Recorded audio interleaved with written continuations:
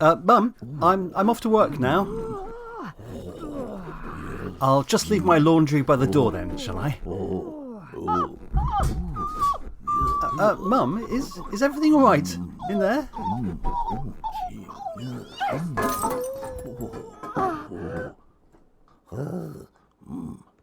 Mum, are you okay? Hi, you must be the lodger. Actually, I'm her adopted son, Neil. Hang on, aren't you? Yep, that's right. That famous guy off the telly. Clive Dirty Green Fingers Marshall. I presume you're a fan. Of what? Dirty Green Fingers, my hit gardening show. No, sorry, never seen it. Really? I find that hard to believe. Anyway, put it there, Neil. I'd rather not shake your hand right at this moment, if that's all right. Don't worry. I always wear protective gloves when I'm banging the chicks. See these digits, Neil? They're insured for £1 million each. Gotta protect them from overzealous fans like your mum. She's a rabid animal in the sack. I didn't need to know that, thanks, Clive. And no, I'd still rather not touch your hand. Suit yourself, Neil. Though I tell you, there are many who would happily cut off their right arm to touch one of these dirty green fingers. Is that right? Oh, Mr. Taylor, what are you doing? Loitering outside my bedroom door. Have you been spying on my lovemaking again? You disgusting, filthy, peeping Tom. No, Mother, I was just dropping off my laundry. Nice pants, Neil. Excuse me, do you mind not examining my smalls? Oh, what have I told you about skid marks, Mr. Taylor? A man of your age should know better. Mum, please. And will you just stop calling me Mum, Mr. Taylor? It's weird and it's inappropriate. Right, I better be off. Oh, Clive. Go on, Clive. Give us a farewell snog before you go, my love.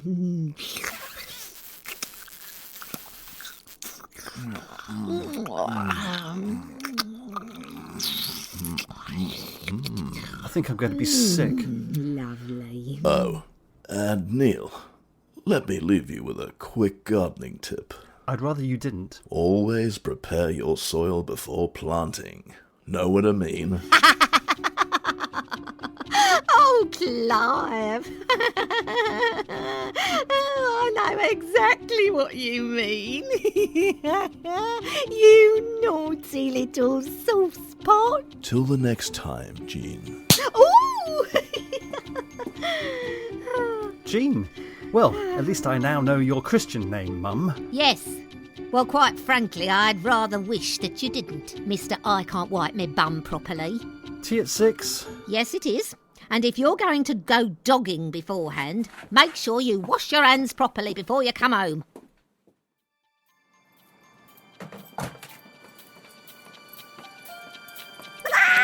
Jesus H. Christ! Sorry, Neil. I didn't mean to startle you. Look, Seagull, why don't you just take a day off? You know, go and visit whatever it is that seagulls like to visit. I could do that, Neil, but seeing as I'm not actually a seagull, but a founding member of the elite Seraphim Brotherhood of Angels, then visiting a shit-stained rocky outcrop really doesn't do it for But me. it's freaky. You know, you hanging around me all the time. I mean, even Tamsin introduced me the other day as the Birdman of Blackstones. And it's just the sort of thing that's bound to end up in my professional development file. You know, Neil works hard, but there are concerns about his codependent relationship with an incontinent seabird. Hang on, Neil. We both know I've not been given any choice in the matter. God himself ordered me to assist you in your mission to, and I quote, take on the evils and injustices of the world. Not that I've seen a lot of that going on recently. Well, what does he expect, Seagull? I'm a bookseller in a crummy little seaside town who can't even manage to kill himself properly. I mean, no offence to the Almighty, but what was he thinking? Hello there, I'm Captain Tom Hargreaves and I fly super fast jets for the RAF. Okay. Is this the guest house run by a Mrs. Taylor? Yes, I'm Neil Taylor, her son. Great. I've been recommended to stay here by one of the chaps on the base. Yeah, apparently she does a bloody good toad in the hole. That's not a euphemism, is it? Watch it, Bird. Christ! A talking seagull?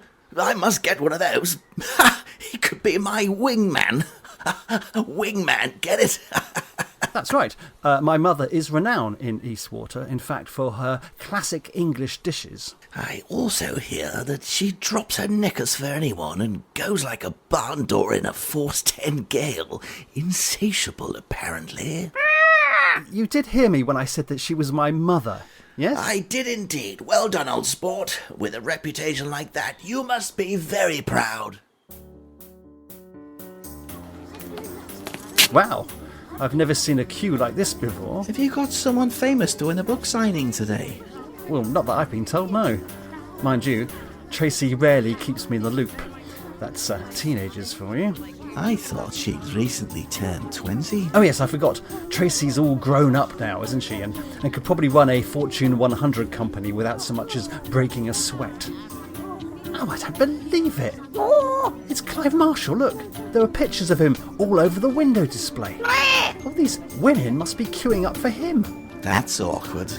Is it? Is it really, Bird? He's only just leaving himself off your mother. Oh, well, big thanks for popping that image back into my head, oh heavenly comforter and guide. Hey, don't mention it.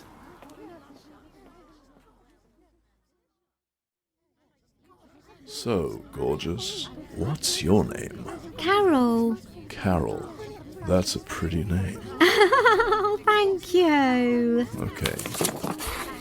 To Carol, I hope my dirty green fingers will pleasure you forevermore. Yours, Clive Marshall, OBE. Oh, wow. Oh, thank you so much, Clive. I'm so lucky.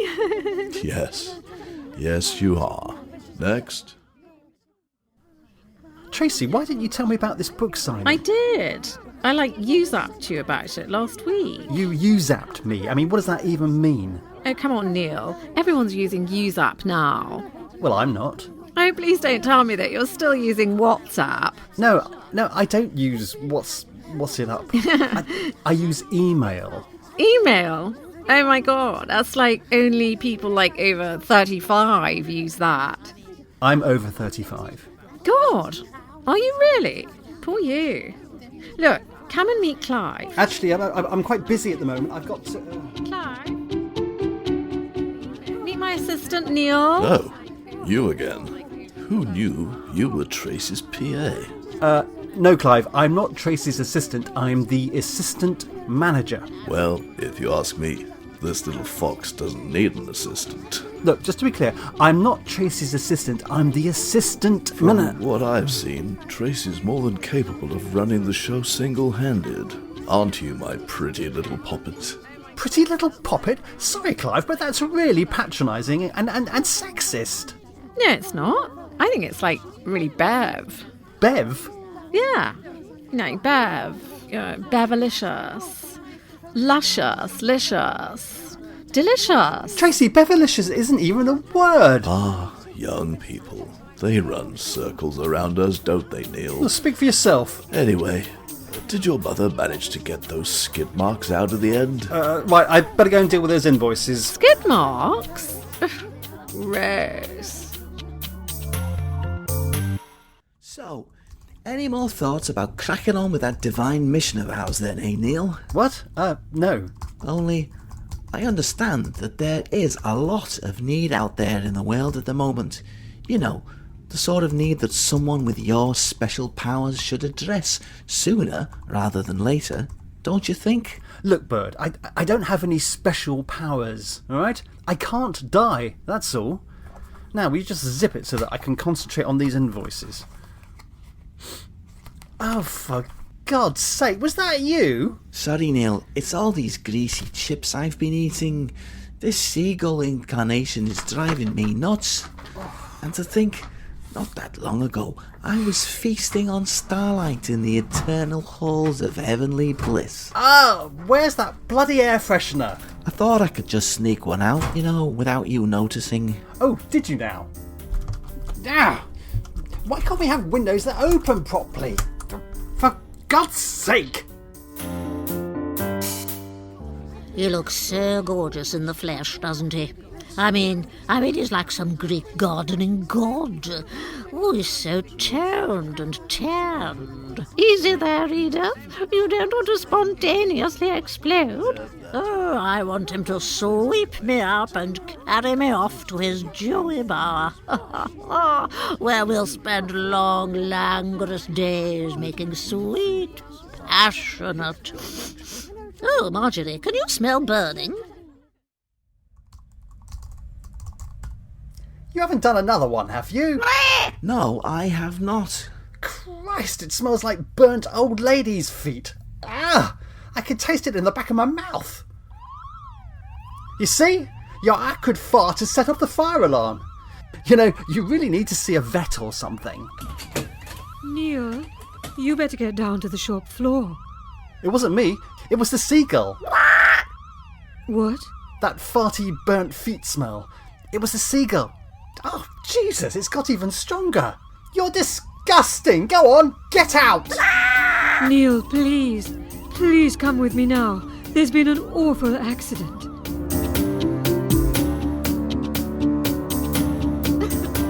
Right, is everyone out of the shop? Yes. What on earth happened? Well, one of Clive's fans just burst into flames. It was really awful. God, she must have totally got overexcited and spontaneously combusted. Right, well that's what happens when you don't do a thorough risk assessment, Tracy. What? Neil, I'm not sure that this is really the time. What were you thinking, Tracy? A bookshop is by definition a highly combustible environment. You know, chuck in a bunch of overexcitable, dry and flaky OAPs and you're just asking for trouble. Sorry, Neil, but how could I possibly predict that, a pensioner would explode? Well, that's what being manager is all about, Tracy. Expecting the unexpected. I tell you, if you can't stand the heat, then you should just get out of the kitchen. Well, in this case, the burning bookshop, which you've managed to do, of course. So, well done, at least for that. Oh no, look, Clive's still in there. Look, he's trapped in the gardening section. Neil, this is it. This is your moment. What? Go on, get in there and save him. Are you out of your tiny mind? The gardening section is chock full of large, glossy books. In a few seconds' time, it'll be a raging inferno. So? Wasn't that long ago that you turned yourself into a human torch and jumped 300 feet off a cliff? Yes, and it bloody well hurt. Right, well, I can't just stand here and, watch him burn. I'm going in. Okay, good luck, Tracy. Neil! Oh, right. Tracy, stop. I've got this.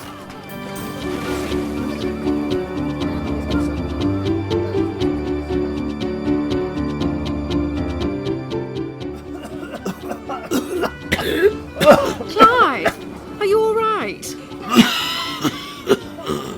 Yes, I think I'm all here. Neil, come on, let's get you to hospital.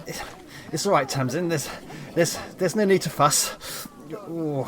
But Neil, only moments ago you were totally engulfed by flames. Yes, but I think I managed to dodge most of that fireball. I'm sure you didn't, Neil. Look, all your clothes have burnt off. Mr. Taylor, cover yourself up. Mum, where did you come from? Look, all your little bits are all singed and exposed. It's disgusting. Did you not see what he did? He saved Clive. Neil is a hero. Hero, my arse. I know Mr. Taylor. Any excuse to get his dangly bits out.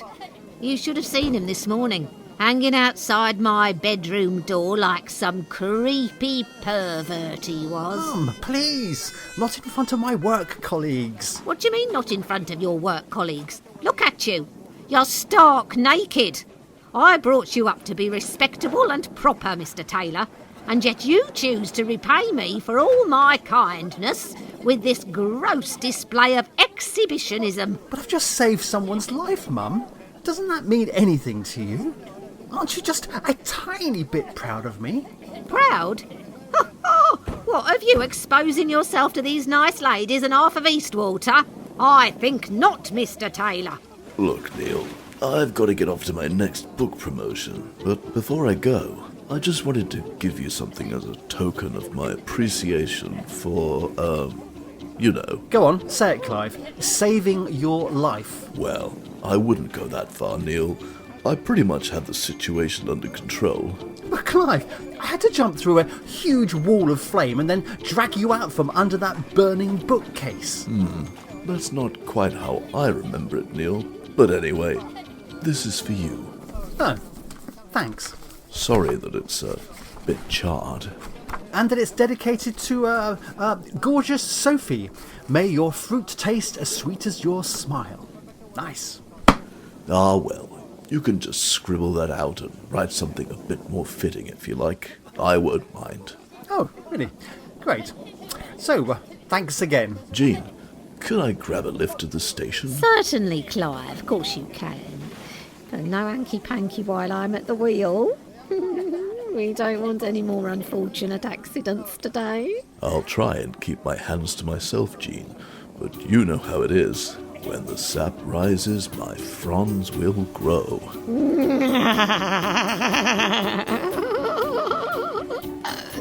Oh, Clive.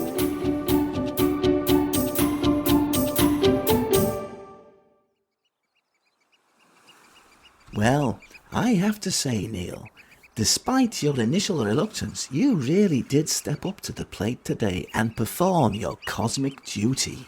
Cosmic duty? What a load of old bollocks. Oh, come on, Neil. I appreciate that it probably smarted a bit. Smarted a bit? You try having your feathers burnt off by a swirling vortex of fire. And for what? For saving some celebrity arsewipe from being incinerated by his own crappy books. I mean, how on earth is that fulfilling God's mission here on Earth? Well, it's a start, Neil. And who knows where this one act of bravery might lead. Remember, God moves in mysterious ways. Yes, well, talking of movements... You can smell that, can you? Yep, you could pretty much slice that one up with a knife. Sorry, I've been trying out some bowel control strategies. Have you? Well, maybe you should now just cut to the chase. Right, so, do you mind if I, Be my guest. Go on, knock yourself out.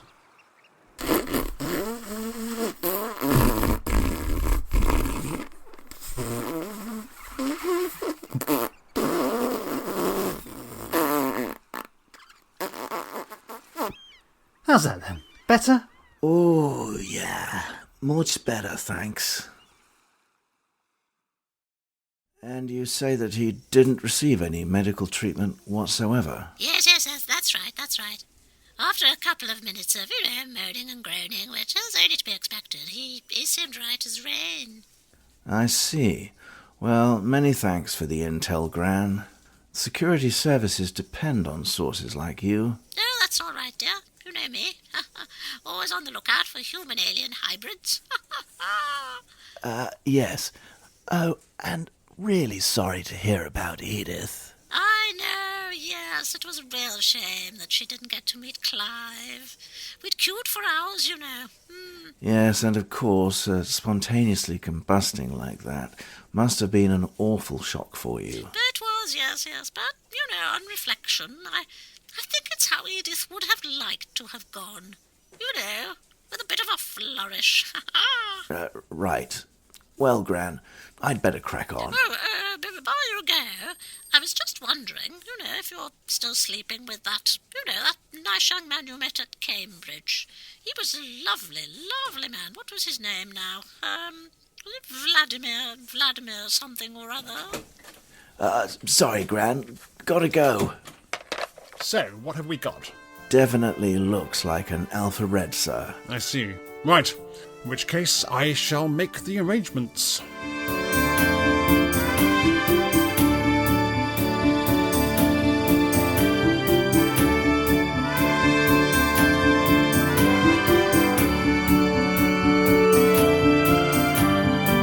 This episode of Eternal Strife was recorded during lockdown in the UK. Eternal Strife was written, directed and recorded by Bruce Windwood and featured the voices of Anjella Mackintosh, Mark Crozer and Bruce Windwood.